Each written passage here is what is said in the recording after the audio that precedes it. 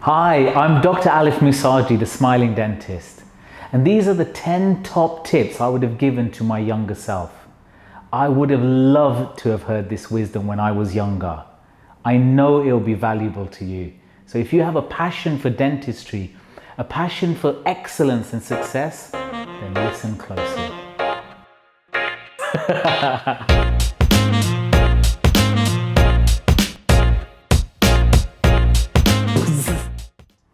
Commit to excellence. Now, what do I mean by that? Well, first, you need to define in your own mind what excellence means. Once you know that, you can start looking for it. You'll see it everywhere.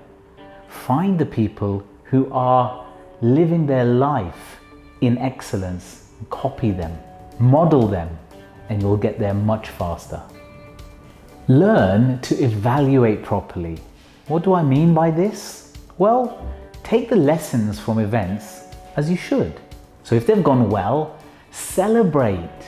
It's hard to make things go well, so make sure you acknowledge the success that you have.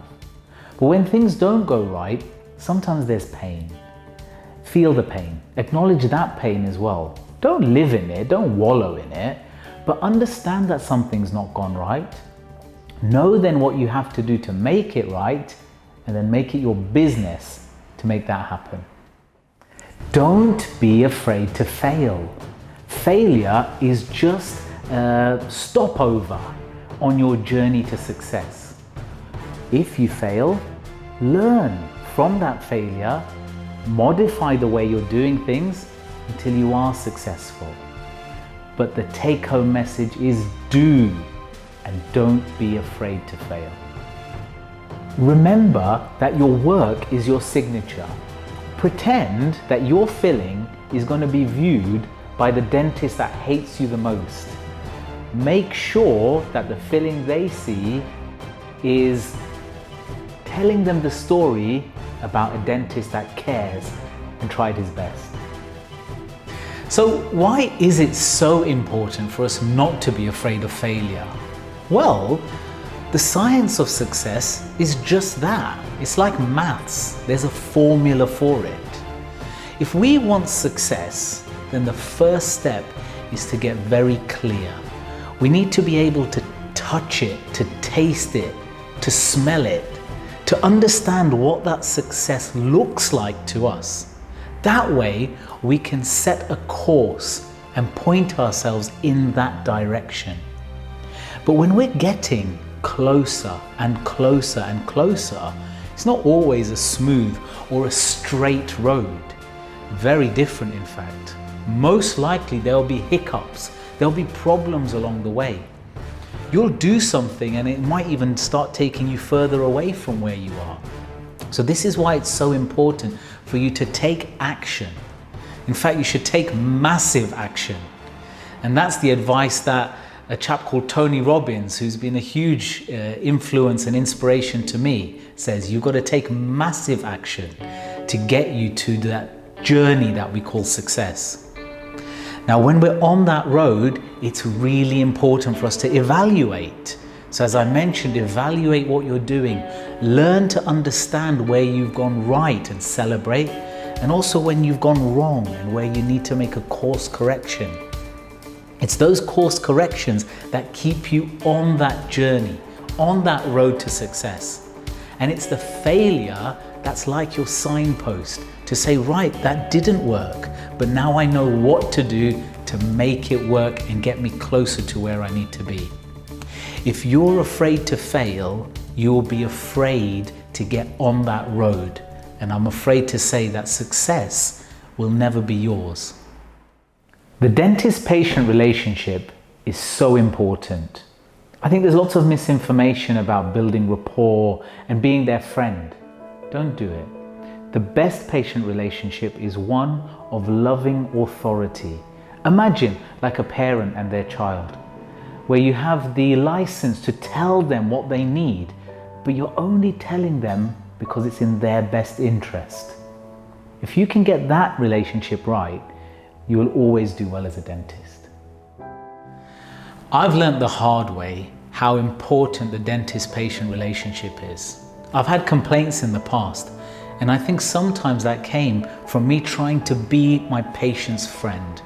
I would try and build rapport with them over all sorts of things. Football, which I'm not really that interested in, other topics, and we'd often burn loads of time just trying to find common ground. When actually, of course there's common ground, the patient's teeth. So why not build rapport over what they're here for? Show them that you care, show them that you're listening to them, and you really are genuinely interested in doing the best for them, which, let's face it, I'm sure we all are anyway. It's just about communicating that. When you're trying to be your patient's friend, the playing field is leveled, but you shouldn't be leveled to your patient. As the learned party, you should be on a position of authority, able to tell your patient to do things. After all, you're the one with the degree. You're the one with the experience. You know how things go. So it's really important for you to own that model of a relationship. You should be authoritarian in your approach, but it should be loving authority. It should be the kind of authority that a parent would have for their child, where you are telling your child, you must do your homework. You're not doing it for your own selfish gain. You're doing it because you know it's the right thing for your child. If you keep that model of relationship, you will always be a healthy relationship, and I promise your patients will expect it, and they will learn to love and feel very comfortable with that kind of a dynamic. There's a temptation to run before you can walk. We always measure how many fillings we've done on a certain day, or how quickly we can do a root canal. Please don't concentrate on production or on speed. Concentrate on doing the job right. The speed will come. So I was making some furniture from IKEA, and I had 3 of the same bits of furniture to make. And the first one took me forever to do. I screwed something and I realized it was the wrong bit, and then I had to undo it and then put the right bit in and fix it all. And that one took me probably about, I think, half an hour to do. The second one took me 10 minutes, and the third one took about 9. This is the natural progression that comes, where speed comes with experience. And why is that? Because experience is about making mistakes. Somebody, a very wise person, I wish it was me, coined the term that experience comes as the result of bad judgment, and good judgment comes as the result of experience. And so what I would love to convey is that if you strive for speed, if I said to myself, I need to get that first cupboard done in 10 minutes, there's no way I would have been able to do it properly. But just by doing it, learning from my mistakes and then not having to screw bits and undo them, the second time I knew what I was doing, and I did it that much quicker. I just made sure they were all done right. The speed came by itself. Earn your reputation and then protect it. It takes a lifetime to build it, but can be dashed in an instant. Your reputation is a little bit like your brand. It's about what people are saying about you when you're not there.